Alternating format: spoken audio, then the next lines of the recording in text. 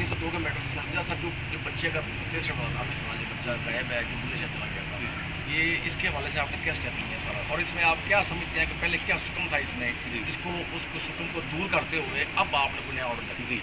इसमें ऐसा है कि ये केस टोटली ब्लाइंड था।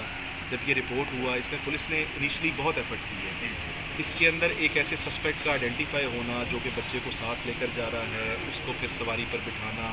फिर उसका पूरा रूट उसका ट्रेस करना, क्योंकि एक ब्लाइंड केस के अंदर जब आपके पास कोई क्लू ना हो, किसी किस्म के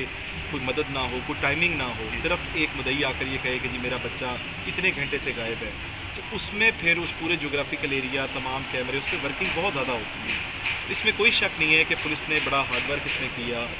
उस सस्पेक्ट को ना सिर्फ आइडेंटिफाई किया बल्कि उसको कस्टडी में भी लिया, उसके बाद उसकी इंटेरोगेशन भी जारी है।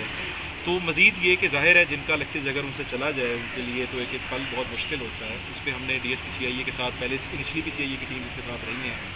तो इंशाल्लाह इसको हम ट्रेस करते हैं। हमारी पूरी सदके नीयत से ये है कि माँ को उसका बच्चा फौरी तौर पर वापस ये सर क्या बात दुरुस्त है सर कि उससे शुरू में की है, एक्सेप्ट किया उसने?